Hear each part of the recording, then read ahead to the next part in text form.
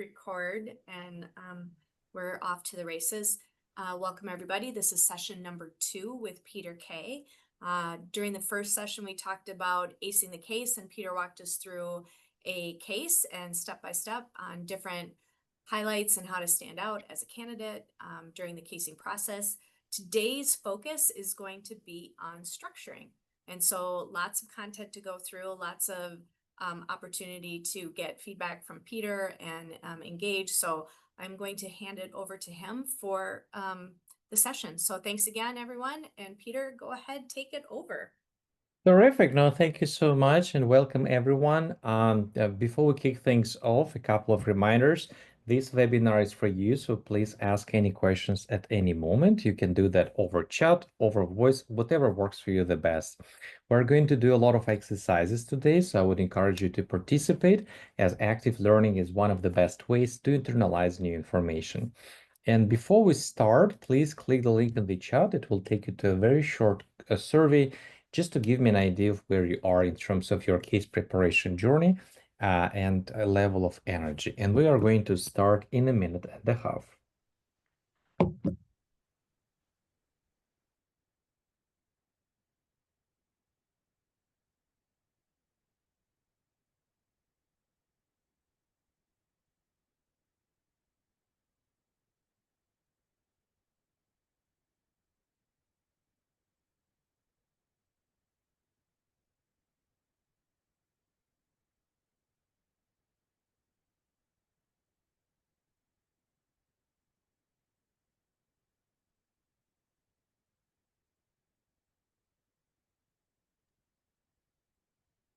Terrific. Seems like pretty much everybody completed this survey. So let's look into that. It seems like level of energy is high, which is fantastic. And we have quite a diverse group today with different levels of preparation.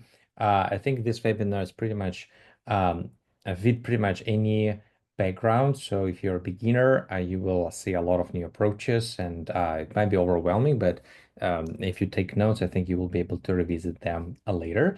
And if you're an experienced caser, today's webinar will help you to polish some of your approaches, see the best practices, and analyze if you can borrow anything from those. And in terms of, yeah, it seems like everybody agrees that we will need a short break at the top of the hour, so we're going to make it happen. We're going to be laser focused on the case today. We're not talking about the other parts. As you know that you need to nail down 5 major skills to secure a job offer.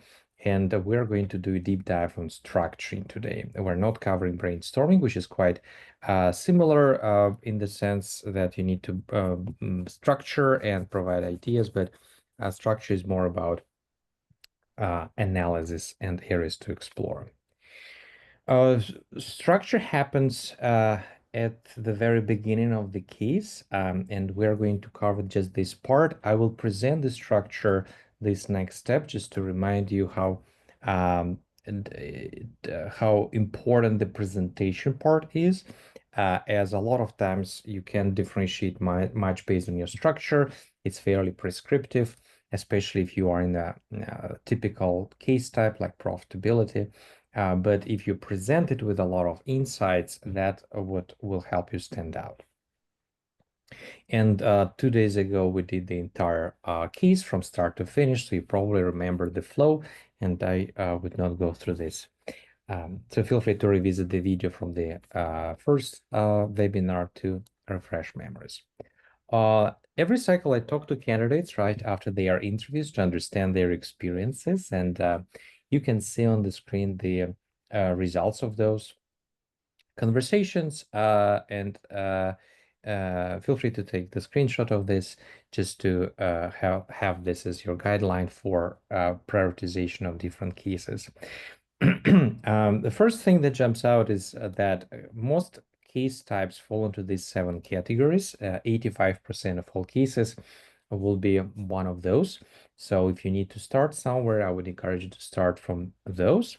But there are some differences. If you're preparing for McKinsey, you need to know how to attack wildcard cases. Cases like how to increase number of female executives, how to decrease in operational complexity of a dairy farm, how to improve customer satisfaction. So those are cases when you need to improve a non-financial metric. And if you don't have exposure to those, they might take you aback. So you might want to practice those before your interview with McKinsey.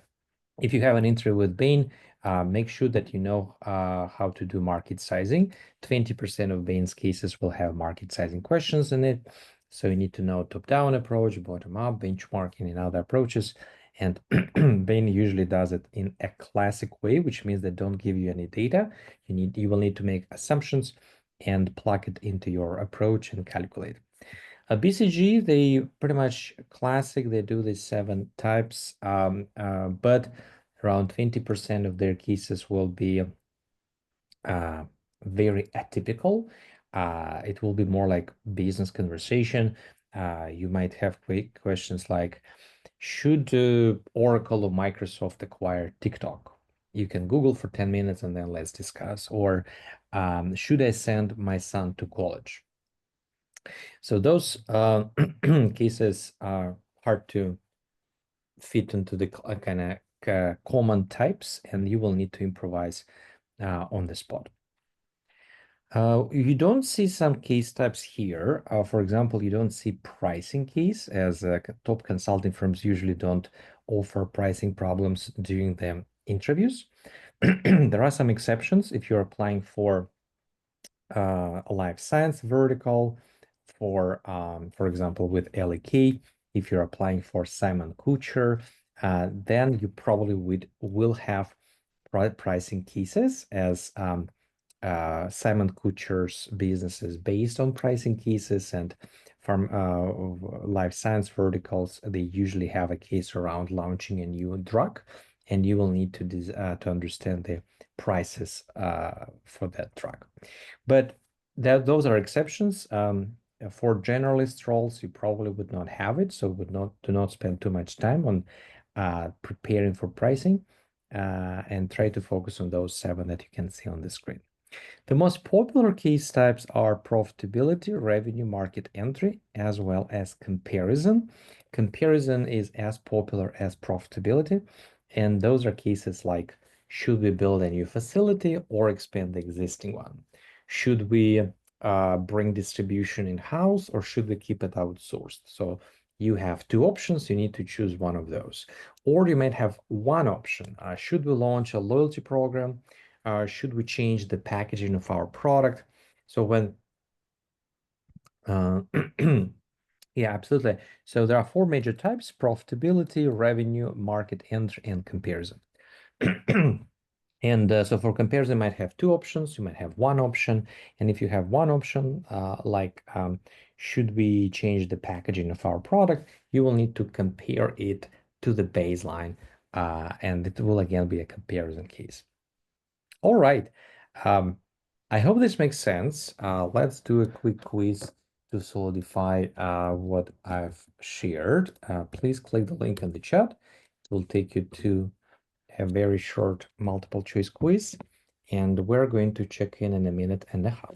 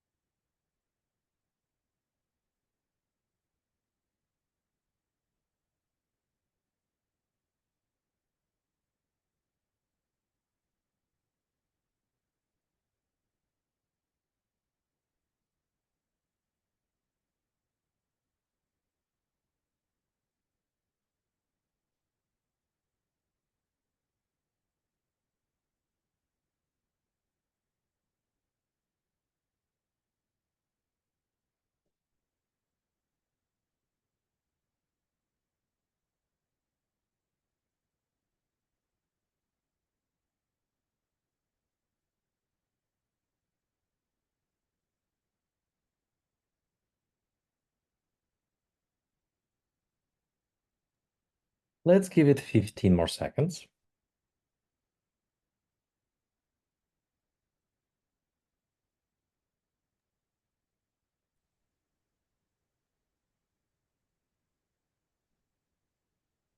Terrific. Thank you so much for sharing. Let's look into that. How important is structuring? It is important, but by the time of the intro, you will feel fairly comfortable with it, and 70-80% of candidates will feel the same way. So it's not how you differentiate. The way how you stand out is by suggesting interesting insights and contextualizing different analysis.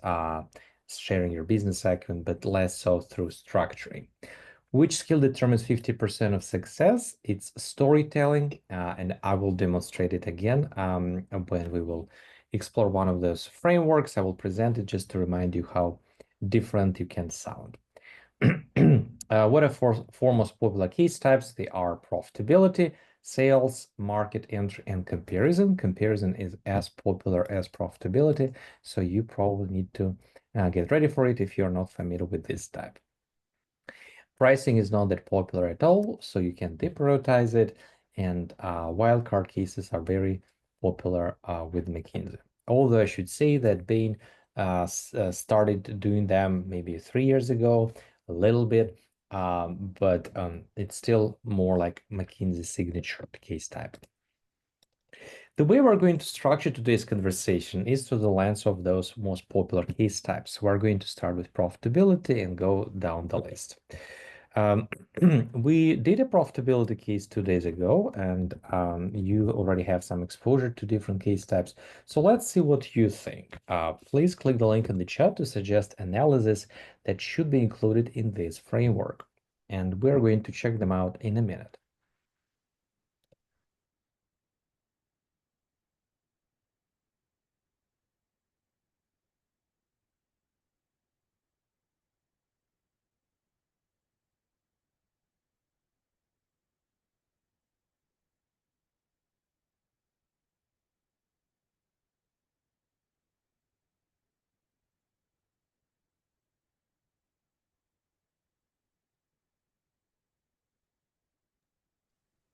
Um, I think the link for the quiz number 3 is the same as that for quiz intro for structuring.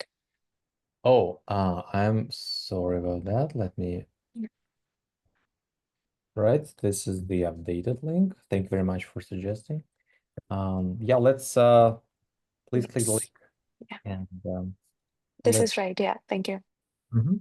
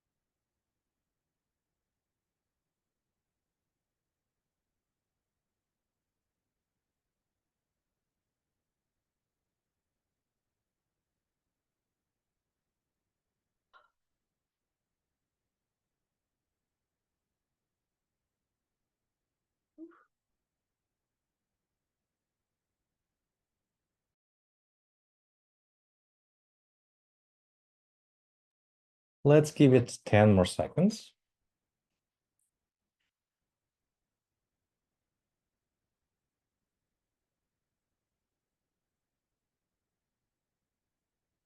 Awesome. Thank you so much for sharing. Let's check it out. So looks fantastic. So definitely revenue and cost. Those are two major pillars. Then you want to understand the business model of the client to know which arenas they play in, which arenas they don't play in. So customer segments, it will be one of them. Is it elderly patients, military patients, sportsmen or other categories that potentially might have problems with their joints. And each of these patient groups might have different profitability profile, different willingness to pay, price sensitivity, and thus you will your profitability will be different. Average margins, you need to understand the market external factors, which include average margins, competition. In this case, it's presented as major joint replacement surgery providers, as well as growth rate of the market. You need to know whether this market is helping you to grow or working against you. All right, I hope this was a good refresher. Let's build the structure to make sure that there are no questions left. So usually you want to start with the profitability analysis because it's a profitability case, and thus that's the core problem.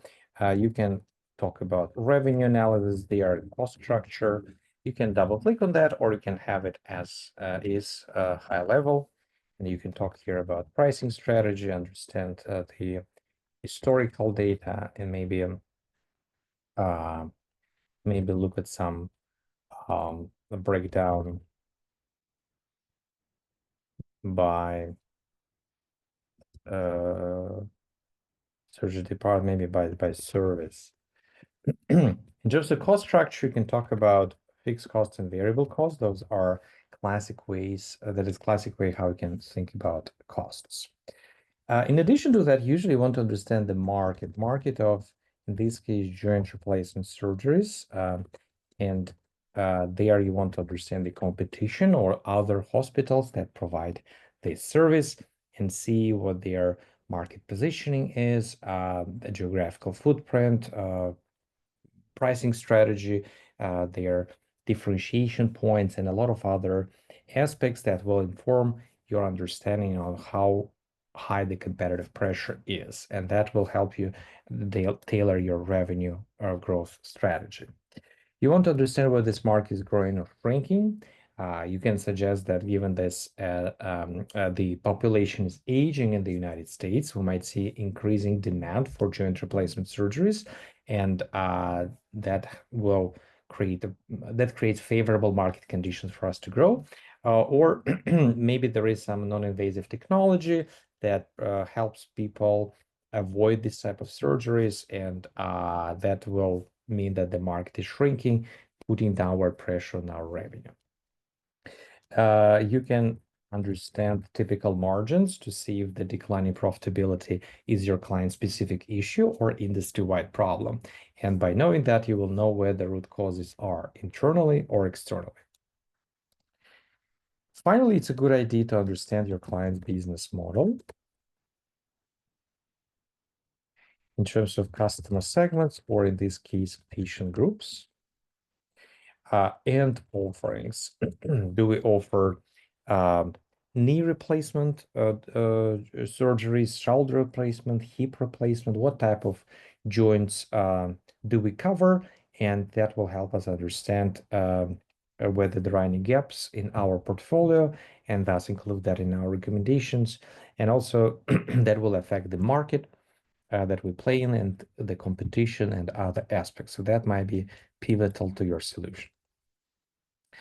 So this is how the profitability framework can look like. You start with financial analysis, explore client, and then look into the market. As discussed during our first webinar, you don't necessarily need to stick to this one. You can, for example, break down the first bucket into two and talk about revenue and cost separately.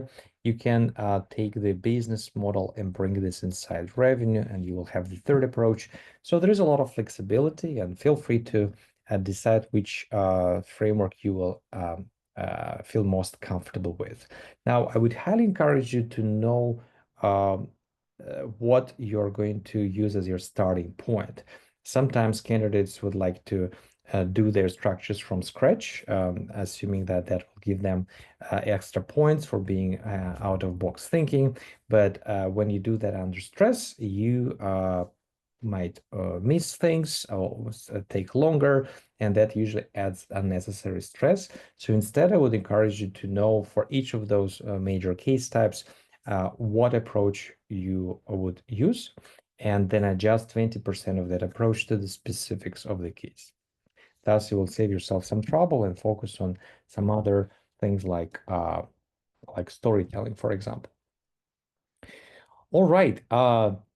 And this is just a refresher we talked about 2 days ago, so hopefully it sounds familiar.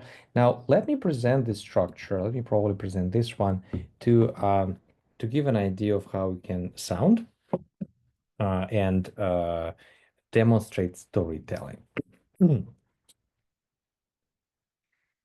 Thank you so much for having me on this project. I don't have any problems with joints, thankfully, but still can't wait to help our client and see what is going on with their profitability and how we can turn things around.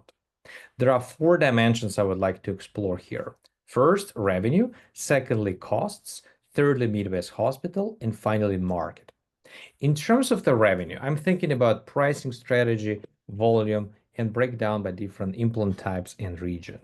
Now, I'm not that familiar with this space, but I would imagine that this is a fairly commoditized market. This type of surgery, I would imagine, has been around for some time, and the customer expectations are more or less standardized. And I would imagine there is not much innovation happening, as it's just a replacement of joint, although I'm not an expert.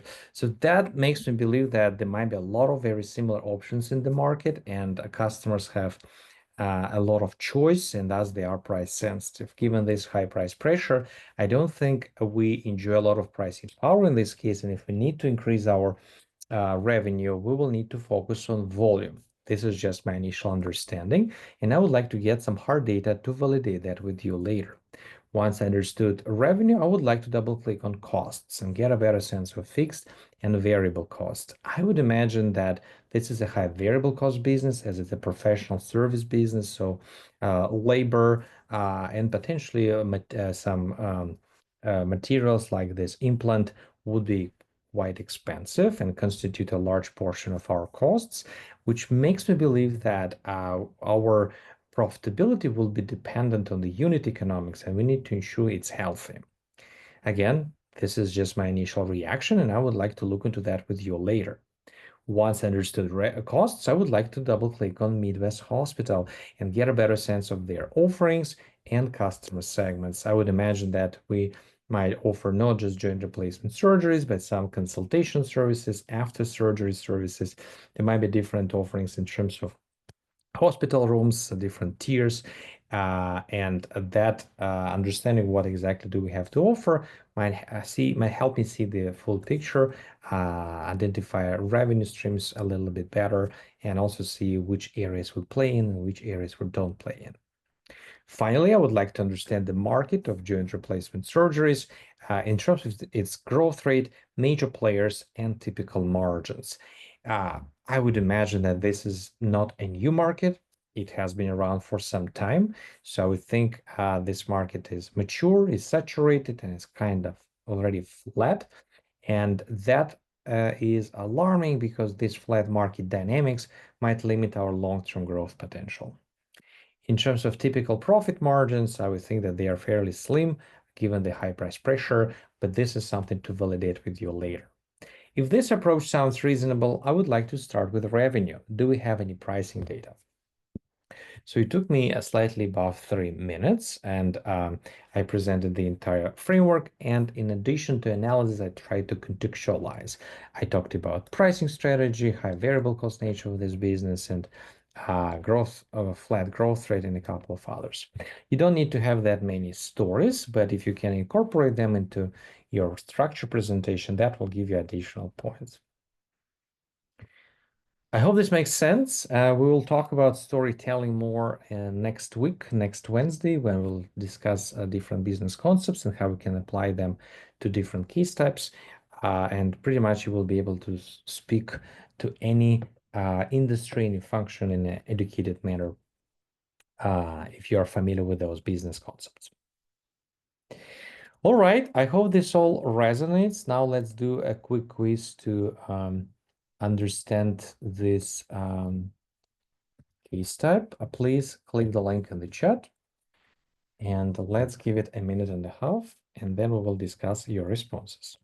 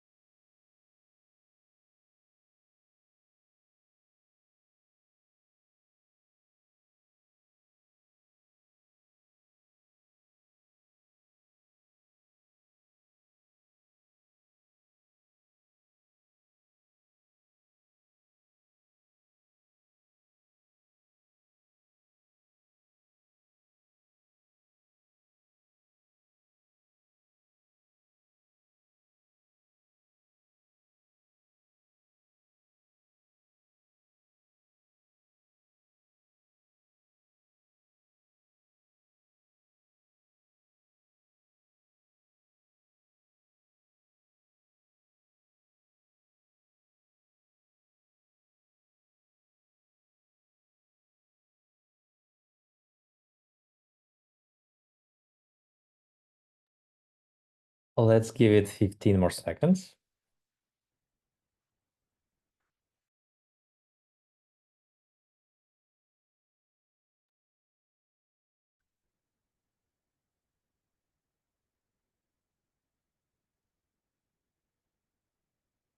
Great, thanks so much for your responses. Let's check in on a couple of them. So, which of the following are key analysis for a profitability framework? Definitely cost, definitely competition, clients distribution channels. If you feel strong about them, feel free to include them. It doesn't hurt, but if you leave them out, it's not a deal breaker. Major business risks, typically risks are more relevant for cases when you know some potential recommendation like market entry or M&A, when you can suggest risks around whether or not we should enter this market, risks around acquisition of this target. But when you do a profitability case, you don't know what your recommendations will be yet. So it's a bit premature to talk about risks. Saying that, it's very flexible. So if you feel really good about it, feel free to include that. Macroeconomic trends. Usually it's a little bit too generic, too high level. So I would encourage you maybe leave them out and talk about the market specific to the case. In this case, we're talking about market of joint replacement surgeries and its dynamics. And if, for example, the market is shrinking, you can explore potential drivers of it, which might be partly might be market economic trends. Which key parts will be missing? Again, macroeconomics is usually out of scope. It's too high level. If you think about a consulting project, it's usually really expensive. An average McKinsey project costs $1 million a month, and they would not pay you that much money to tell them the macroeconomic statistics like inflation or unemployment rate. Market assessment for sure. Risk assessment, we just talked about that. And yeah, you do need to understand what client's business model is. Sometimes the client might operate in the high-end space versus low-end space with some specific customer group, and that will change the dynamics of the case. One of the clients of mine had a case about pickles, and he thought it's mass market and made all his conclusions based on the commoditized nature of this market and high price pressure. And then the interview told them that no, actually, this is a premium space. And then changed the entire dynamics because now we have this high quality pickle product and strong brand and potentially some unique flavors to it and healthy margins, and everything changed in an instant. So you need to understand what your client does and what your client does not. How can you break down revenue? You can keep it as is, revenue analysis, or you can double click on that and bring all of the list all the ideas that are mentioned here. How many buckets? 3, 4 buckets. 2 buckets might be a little bit too narrow approach. Sometimes candidates just focus on financials like revenue and costs, and they leave out everything else like external factors for client's business model. And that will be perceived as if you don't have a comprehensive plan of attack.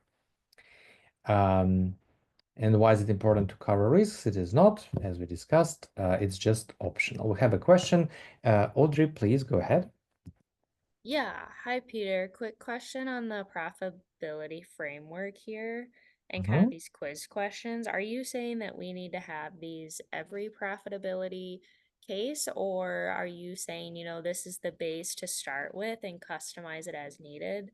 So, for example, I'm thinking, I don't know, maybe I'm a granola bar company and it's a profitability case at hand. And really, it's the price of grain that is a commodity, and that's what's killing us and cutting into our margins.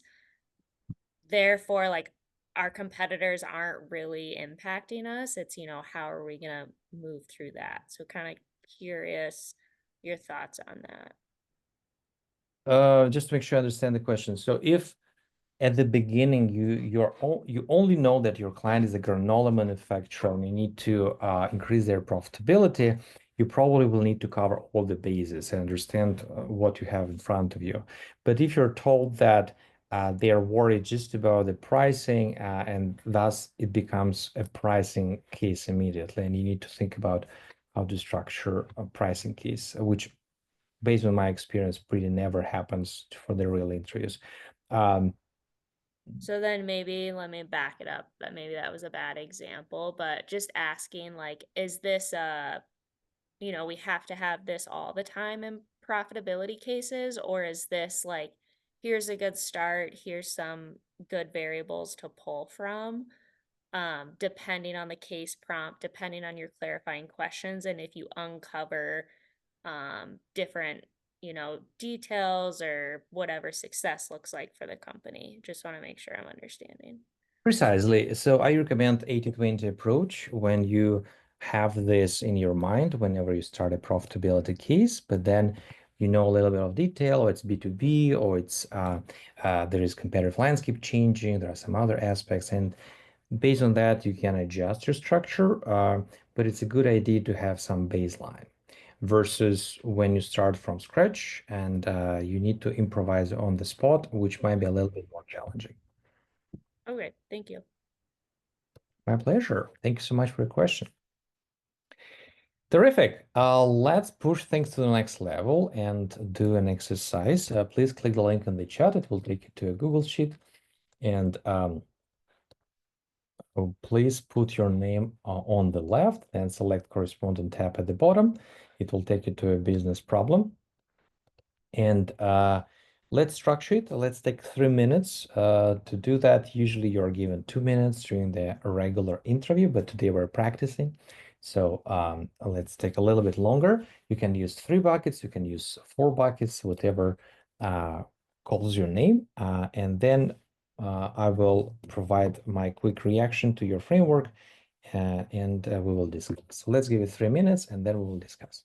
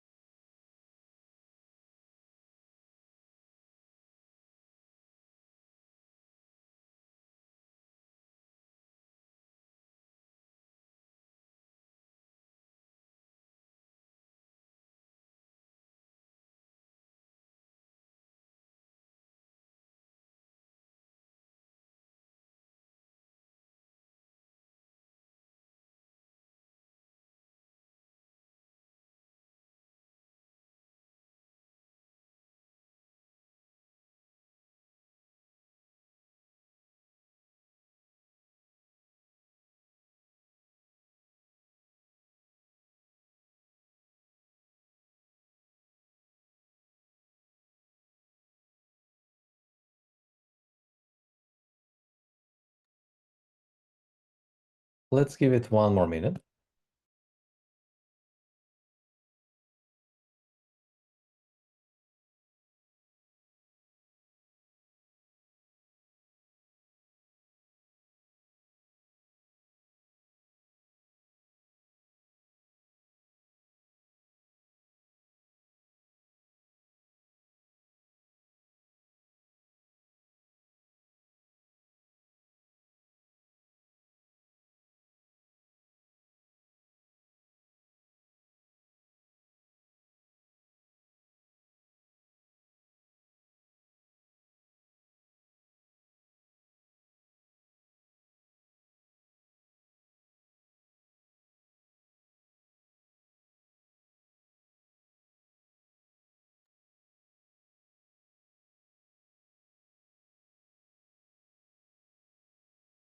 Terrific.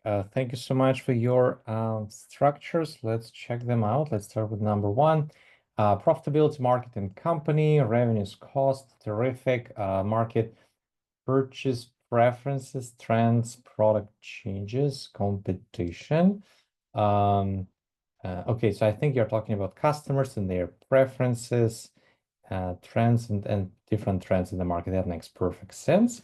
I would also include understanding the dynamics of this market. Is this market expanding? And thus it's helping us to grow. If it's shrinking, it's the opposite. It's a strong headwind, and thus it might make things a bit more challenging. And also understanding typical margins to see if the economics of this industry is healthy, if declining profitability is everybody's problem or just our client-specific issue. And our client company, differentiation, brand equity, human capital, channel partners.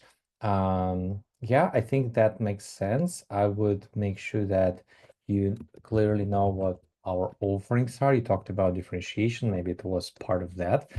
But we need to know whether it's formal shoes, athletic shoes, casual shoes, or some specific types, because that will change our market, our positioning and distribution to customers, everything. And in terms of customer segments, we do know that we target children and adults, but we don't know whether it's high-end or low-end, for example. And I think it's worth exploring as well, as it will change your profitability profile. So generally speaking, it's a reasonable structure, but I would recommend incorporating those elements into it as well. Number two, let's see, revenue cost, other issues. So when you have structure, when you have a bucket, rather, other issues, other considerations, that might indicate that you could not synthesize, that you just put a long laundry list of analysis in your last bucket, didn't know how to structure it the best, and just put this label other. So try to have something. It seems like you're talking about risks, so maybe you can call it risk assessment, and that will be a little bit more easier to navigate. All right, let's see, revenue cost. Revenue, less sales from either of these stores. Footfall and these stores. Okay, so I think what you're suggesting, you're doing a brainstorming of potential root causes. That's a great skill, but that happens later in the case when you need to brainstorm ideas. When you do a framework, you need to provide a list of analysis. You need to tell your analysts, hey, you are responsible for revenue, bring me data on historical data of revenue, our pricing strategy, breakdown of our revenue by regions, and then talk to executives about the potential drivers for our revenue, and synthesize, come back to me, and we will problem solve. So that's the idea of a framework. Costs, fixed and variable. Okay, yeah, so the same thing, it seems like you are mixing brainstorming with structure. Those are two different skills that you need to demonstrate in the case. This is a great brainstorming, but save it for later. In the structure, you need just to analyze fixed and variable cost, maybe historical data, and that's pretty much it. Other issues, changing preferences, demands. Yeah, it seems like you're doing brainstorming, trying to identify potential root causes. So I would recommend to a little bit revisit your approach to frameworks in general, and think about them as if you had a team of analysts and you need to tell them what to analyze. Hopefully that makes sense. If not, please let me know. Let's move to the next one. Revenue, cost, and market. Revenue, pricing strategy, historical, great. Variable cost, fixed cost, fantastic. And market, competitors, growth rate, of managed customer segment. All right, I think you did cover all the bases. Yeah, I believe you did not include customers given that they're given in the prompt, which is reasonable. There might be some deviations like high-end versus low-end. So I would incorporate it somewhere. But in general, I think you hit all the major points. Next is number 11. Revenue, cost, and market. Price, volume, product mix makes sense. This is great. Customers, competitors, growth rate, regulatory. All right. Yeah, I think that makes sense. In terms of regulatory, management consultants are not lawyers. And in real cases, you will never provide legal advice. In fact, consulting firms stay away from providing anything legal specific because they're afraid of litigation risks. So does it matter? It does. But would you as a consultant look into that? Probably not. So if you feel strong about regulatory landscape or regulation assessment in general, feel free to incorporate it. But probably do not put it on the top the way you did. Keep it at the bottom. And something I would recommend to incorporate is typical margins or average profitability, just to understand whether this is an industry-wide problem or your client-specific issue, and just look into the customer groups a little bit in more detail to see if there are, if we're a premium brand, for example, versus mass market. All right, and finally, number 16, revenue, retail and shoe market revenue. Seems like there is, so I assume that's a different bucket, right? So we can put it here. So this makes sense. Price historical data, retail, nationwide customer segment shoe offerings. That makes sense. Competitor growth rate, typical margin. Yeah, I think you pretty much covered all the bases. So that's great. I don't have any comments. All right, I hope this resonates. If not, please let me know. Let's make sure that we maximize your learning outcome today. And if something is unclear, please ask your questions. Meanwhile, let's move to the next step, revenue growth. Revenue growth is quite popular. You will recognize it fairly easily. It's the cases when you need to increase sales, market share. Sometimes it might be a little bit tricky. You will be asked to increase the number of unique customers. And you might think, oh, it's a different type of a case, but actually it's revenue because you need to increase volume, and volume is a driver for revenue. Sometimes it might be even trickier. You will be asked how to increase competitiveness. And competitiveness is, if you think about it, is our ability to increase revenue. So it will be a revenue growth case. Let's see what you think. Let's do crowdsourcing. Please click the link in the chat to suggest analysis that might be helpful to include in this framework, and we will check your answers in a minute and a half.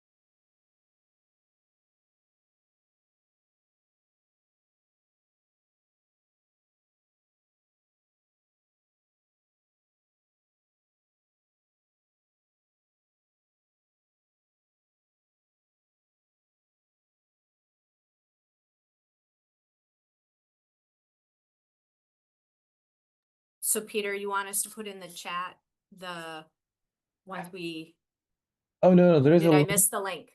I missed the link. Never mind, I missed the link. My mistake. no worries. No worries.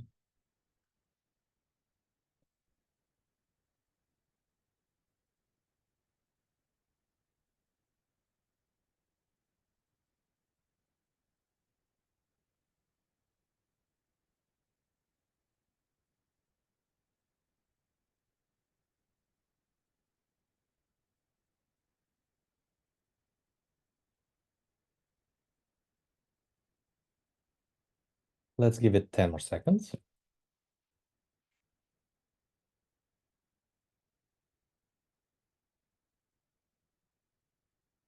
Fantastic. So you definitely want to explore revenue, and That's a surprising fact. 50% of candidates, when they do a revenue growth case, they forget to include revenue analysis. It's a mystery that I haven't figured out. And when you point it out to them, they scratch their heads and like, yeah, of course, they need to understand revenue. So when you do a profitability case, you need to understand profitability. So when you do a revenue growth case, you need to understand revenue. So don't forget to include revenue, as that's the core problem of the case. You don't need to look into the costs because the client asks you specifically to focus on revenue. And can you increase costs if you are trying to increase revenue? Absolutely, but those are two conflicting goals. You could not increase revenue and increase profitability at the same time. Those are strategically opposite goals. So you need to choose. You can either grow really fast or you can have healthy margins.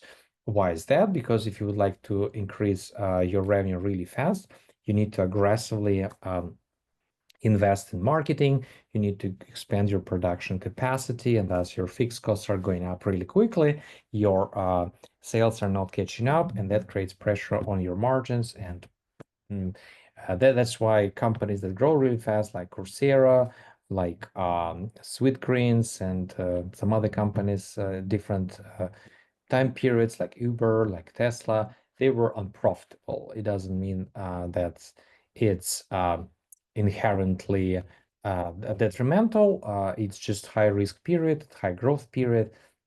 But yeah, so keep in mind that costs are typically out of scope for revenue growth cases. Customer satisfaction, if you feel strong about it, feel free to include it, but it's optional. So if you leave it out, it's not a deal breaker. You definitely want to understand whether the market is helping you or working against you. You need to know your customer groups, as they might have different growth potential. Distribution channels makes perfect sense to include in your framework, as that's one of the key drivers for revenue. But if you leave it out, it's not a deal breaker. Product offerings, very important. It will change the potential, upside potential that you might enjoy. And don't forget about competition.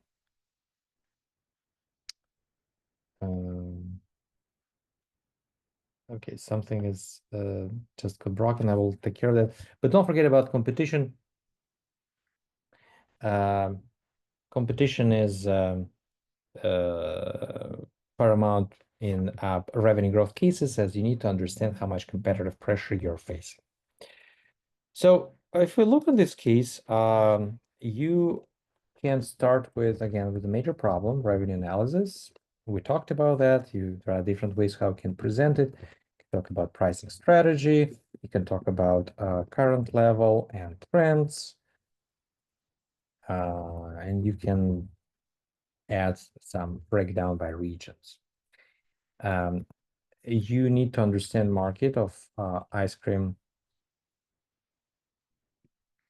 in the United States. You need to understand your competition, major brands, market shares, positioning, distribution channels, all that good stuff. You need to understand the growth rate. Growth rate might be interesting because on the one hand, the climate is changing, so the summers are becoming hotter and hotter, and thus you might see very strong seasonality with a lot of demand, more and more demand during summer. Or you might say that people are preferring healthier food options these days, and thus they are trying to stay away from sweets, from treats, and thus the demand for ice cream might be declining, which will put downward pressure on our revenue. So we don't know. There are two different hypotheses. We need to get some hard data to figure it out. And finally, our business model. Understanding our offerings. Do we offer classic, strawberry, vanilla, and chocolate, or do we have some unique flavors that nobody else has? And that makes our key differentiating point. In customer segments, do we target premium segment? Do we target families, children, students, professionals, or some adults as a group, or somebody else? You can add other analysis as well. In the business model, you can talk about marketing strategy, distribution channels, geographical footprint, a lot of other things. They're not necessary, but totally make sense. So this is how your structure can look like. So feel free to take a look, and let's do a quick analysis here. Here we go.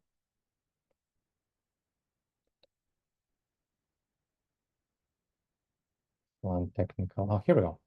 And we're back. So yeah, all right, let's do a quick quiz just to kind of make sure that everything resonates with you. I hope it should, because it's very similar to a profitability case. So please click the link in the chat, and let's see what you would suggest in a minute and a half.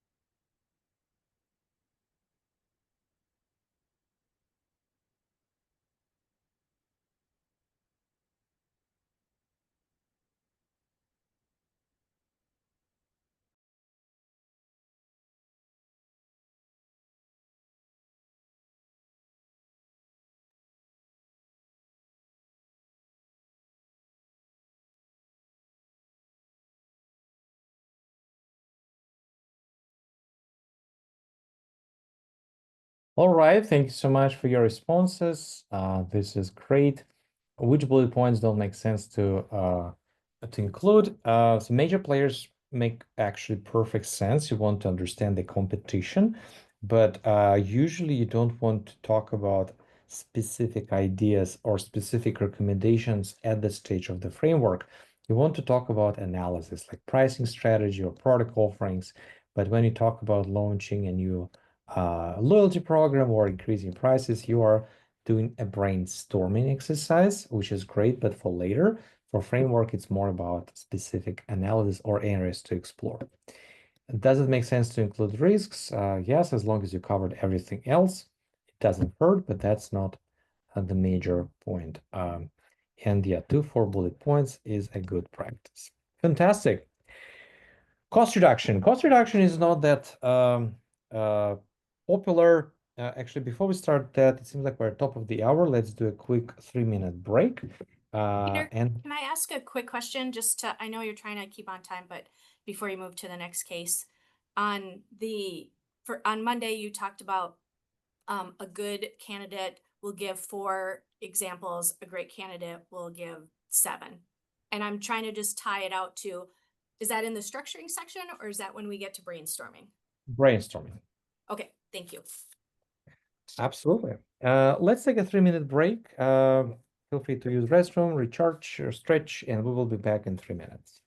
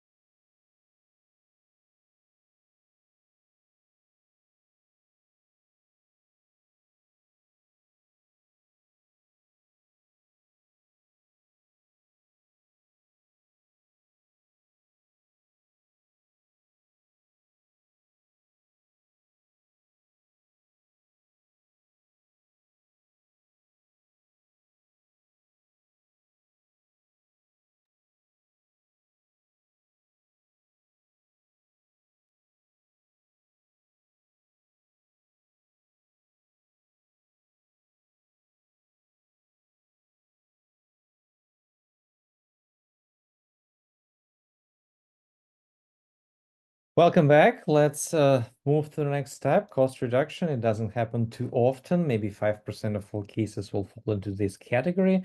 Easy to recognize. You will have a question to reduce costs, to identify cost reduction opportunities. So it should be very easy to recognize. Let's do this quick assessment.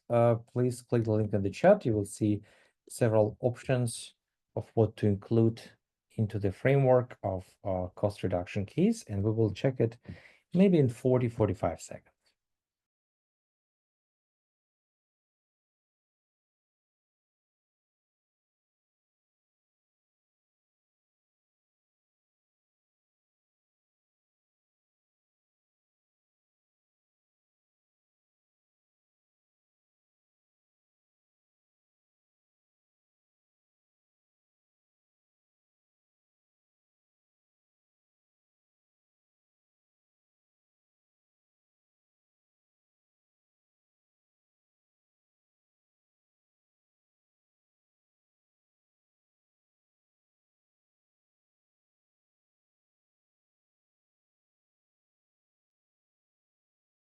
Terrific. Thanks so much for sharing. So definitely you want to include costs. You want to include operational model, as that's one of the drivers for your costs. A growth rate of the market is more on the revenue side. It might not help too much, but surprisingly, you also want to include a target audience, as it might affect your cost structure. If you're in a premium space, you will need to have high quality materials, for example, or if you have a wide variety of different offerings, that means you don't have volume discounts because you need to have procure all kind of materials for each of these product lines instead of having just several product lines that you focus on, and that will help you to consolidate your procurement. Let's look into this example. The first area, again, I would encourage you to start with the major problem, which is cost structure. And classic way to think about it is fixed and variable costs. You can also include historical data if you want, but pretty much fixed and variable is enough. Then in addition to that, you want to understand operational model. And here you want to talk about procurement strategy and processes. So let's talk about that a little bit on the side. So procurement strategy is very powerful. You might talk about whether you have long-term contracts versus short-term contracts. You can talk about whether you have vetted suppliers or you use random suppliers, whether you have a centralized approach versus decentralized approach. Like Whole Foods used to be decentralized, and that's why before Amazon acquired Whole Foods, you were able to find the products of local startups on the shelves of Whole Foods. Today, if you want to be present in Whole Foods, you need to go through their headquarters, and they centralize their procurement to get volume discounts, and thus optimize their costs. Those are just some examples of how we can use procurement strategy to improve your cost structure. Now, in terms of the processes, you might do a lot of things as well. You can talk about, do they have any waste, underutilized equipment or labor? Do we have duplicative, redundant processes that eat into our budget? So all of that, if you identify those, that might be a great cost reduction opportunities. You don't need to bring that all into your framework, but it's a good idea to understand what's implied by those two analyses. Now, in terms of the third bucket, you can talk about business model and explore customer segments and offerings. So in terms of customer segments, it seems like here we'll talk about the B2B, the bike manufacturers.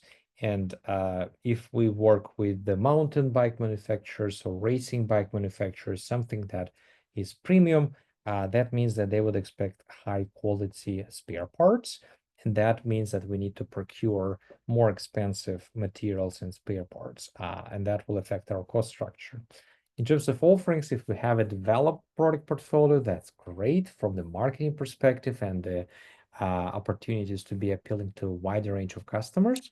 But it also means that we have a lot of different procurement items and we might not benefit from volume discounts. A good example of how we can manage offerings is In-N-Out, a fast food chain that barely has any menu items. They have a burger, maybe fries, and a couple of others, and that's it. So very, very limited.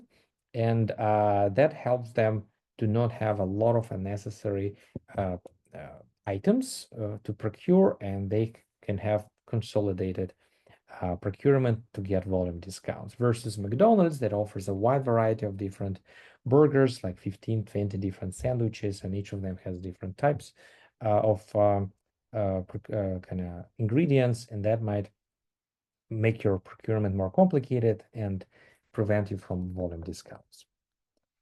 And finally, it's a good idea to do some benchmarking, understand what are typical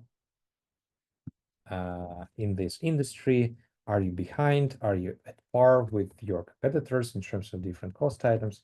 And also explore cost trends, like do we see digitalization that helps optimize processes and reduce costs? Do we see increase in oil and gas prices that makes transportation more expensive? And that's why our cost structure is changing, cost base is elevating. But it's not necessary. Cost trends is something you can sacrifice, but cost benchmarking is absolutely must have, as pretty much any cost reduction case will do cost benchmarking analysis. So this is how it can look like. You start with your cost structure assessment, then you look into the client in terms of business model and operational model, and then you explore benchmarks and if you want major trends. Very straightforward. I hope this makes sense. Let's do a quick assessment to see if everything I said resonates with you. Please click the link in the chat. Let's see your answers in a minute and a half.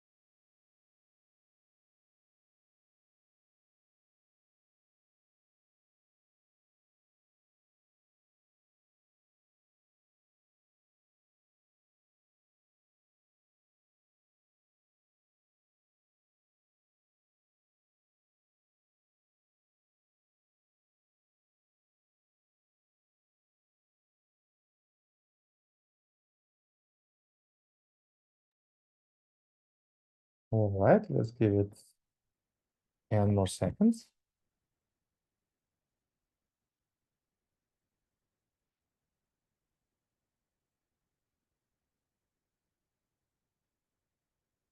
Terrific. Let's see. So apart from the cost structure, what are the key analysis for a cost reduction case?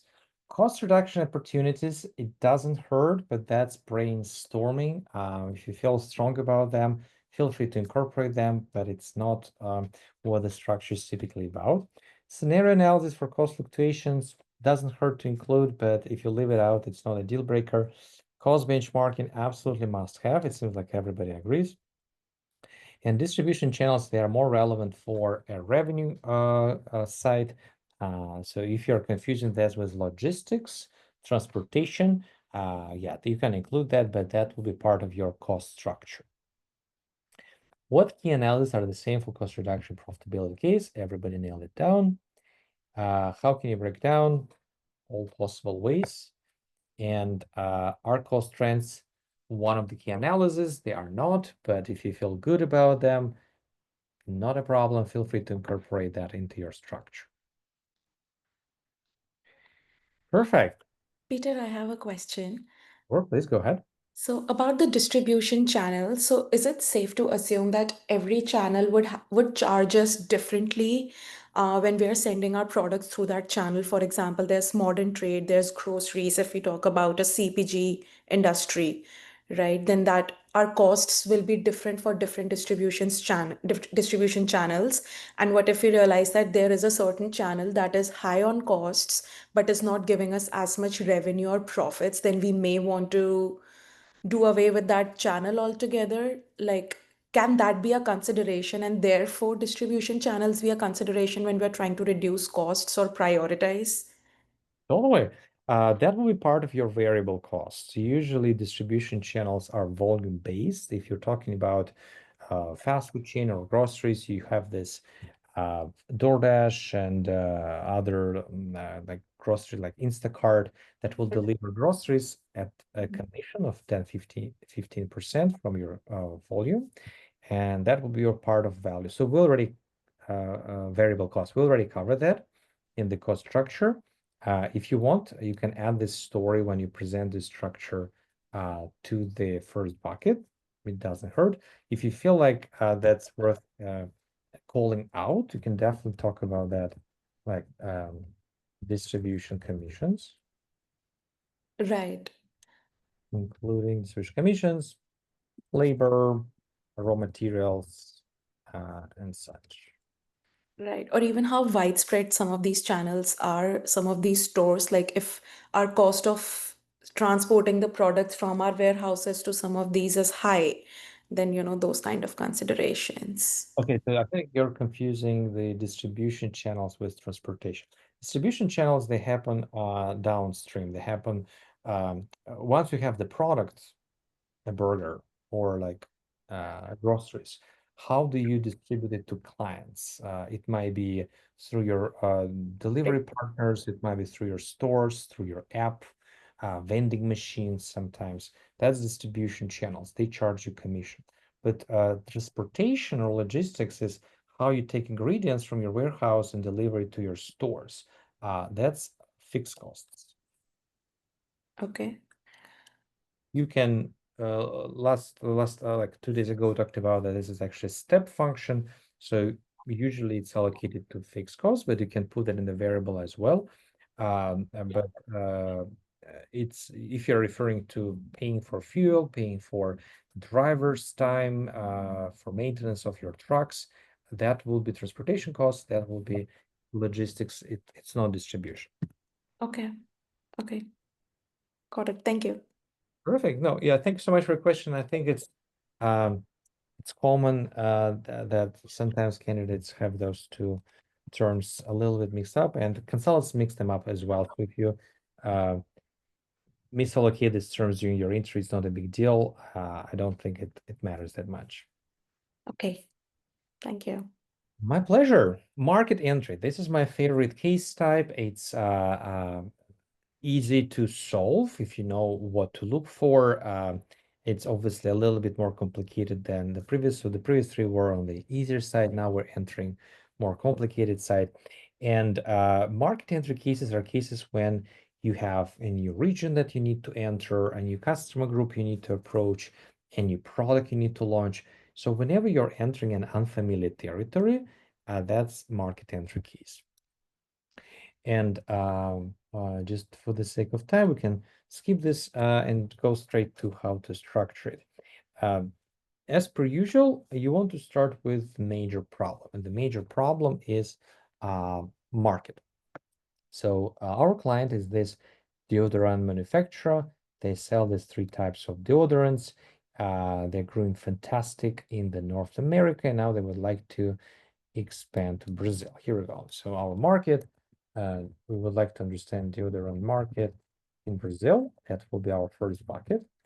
And we need to assess the fundamental attractiveness of this market. Is it a good idea to even think about entering it? And the first analysis would be size. It's important to enter the market that offers high upside potential. You can think about it as if you had an idea, a startup idea, and you're pitching it to a VC firm or a business angel. And the first question they will ask you, hey, what's the potential here? What's the size? What's the TAM, SAM, so on? So that's why size is probably number one attractiveness criteria. You need to make sure that the upside potential is large. Growth rate. Fairly straightforward. You want to enter the market that is expanding fast because it offers long-term, really a strong upward trajectory, like a good tailwind for your sales. Makes it a little bit easier to grow versus if your market is shrinking, that puts downward pressure, that makes it more challenging, requires more marketing budgets to expand your sales. It's not a deal breaker, but that takes away from that attractiveness. You want to understand the competition. You want to know whether this market is consolidated with just a few major big name players that represent really high competitive pressure, or it's fragmented with a lot of players, and thus nobody controls the market and the competitive pressure is manageable. And I would like to attract your attention to this because a lot of times candidates believe that if there are a few players, it's more attractive when there are a lot of players, when the space is crowded. And it's actually the opposite. When it's crowded and nobody controls the market, not only you don't face strong competitive pressure because there are no this big name player, but also you have a lot of opportunities for inorganic expansion. So usually competition is better when it's more fragmented. The economics of the industry, it's good to know that this market offers healthy margins. If not, that might prolong your payback period, make your ROI lower, and in general, it makes it less attractive. Secondly, you want to understand the business model, but not the current business model, but the business model that you're going to have in that new market. So target business model. We want to understand our target audiences, target customer groups. Is it going to be specific age group, specific gender? Is it premium? Is it corporate, like B2B, maybe salons versus individuals? Because each of those customer groups will represent different market, different competition, different growth rate, and that's different attractiveness. Planned offerings. Do we plan to offer all three of them or just one type? Do we plan to focus on bestsellers or the entire portfolio that we have? That again will change your sizable addressable market, competition, and the general potential. Usually each market entry case will have some financial aspect to it, financial analysis. So it's a good idea to understand initial investment and investment criteria, which might be payback period, ROI. Usually you would not have anything complicated like DCF or NPV. Those pretty much never happen in consulting cases, with very rare exceptions. You might find them in case books, but whenever you work with case books, remember that they are written by MBA students, and sometimes they bring their own perspectives that might not be representative to real interviews. So investment criteria typically something like ROI and payback period. Then you need to understand projected profits. Again, not current profits, but the ones that we're going to expect in that new space. Expected revenue, expected costs. And that will give you an idea of whether or not our entry is going to be financially sound. That's pretty much it for the market entry case. However, 95% of candidates I worked with, they also would include a risk assessment. So it's sort of a business, not a business, but it's a standard sort of like best practice that people have developed So I would encourage you maybe to consider including that as well. And the way you could structure that is financial, operational, and market specific. So this is how your structure can look like. You have market, you have your target business model, financial analysis, and risks. There is a lot of flexibility. You can, for example, bring financials inside target, and that's how it can look like. So you will include financial analysis inside your client. You can take the first bucket and break it down into two and talk about competition and market separately. Also an option. So feel free to figure out the approach that you feel really good about and use that as your starting point. Whatever approach you will decide to choose, make sure that these four analyses, these two, and financial analysis, so these 7 are baked into your structure somewhere. Now, there is a difference between market entry case and go-to-market strategy. Quite often I get a question that, wait a second, but what if we don't have enough operational capacity? What we don't have expertise in the Brazilian market? What if we don't have established partnerships with distribution channels? All totally valid questions, but they fall into go-to-market strategy. The difference between market entry strategy and go-to-market strategy is that market entry strategy is about should we enter, is the big picture, it's strategic approach. Go-to-market is about tactics, it's about how should we enter. It happens after we decided that yes, we should go ahead and enter the space because it's large, it's rapidly growing, and the competitive landscape is favorable, and our economics works. So let's consider it, let's dig deeper. Does it hurt to include elements of go-to-market strategy in your framework? Not at all. If you feel strong about operational feasibility assessment, feel free to incorporate that. Especially if you have a good story around that, that will just add to the strength of your structure. Saying that, over the last 3 years, 25% of market entry cases started having explicit elements of go-to-market strategy. So for example, if we take this original case prompt, you will be asked if it's a good idea to enter Brazil, and then, if so, what channels they should use to enter this market. And that suggests that you will need to include that into your structure. So your last bucket, for example, instead of risks, can be distribution channels. All right, I think those are the major points of the market entry case, and we are pretty much at the end of our webinar. Thanks so much for your time. I hope this webinar was helpful. Before you go, please click the link in the chat to submit your feedback and let me know what you learned today and what is still ambiguous and you're confused about. That helps me tremendously to improve this experience for future generations.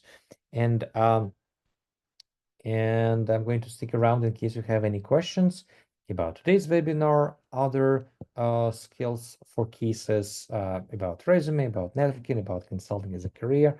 We'll be more than happy to address those. Thank you again. Enjoy the rest of your week and see you next Monday when we will talk about brainstorming. Thanks so much, Peter. For those of you that have questions, just hold a moment and I will stop the recording.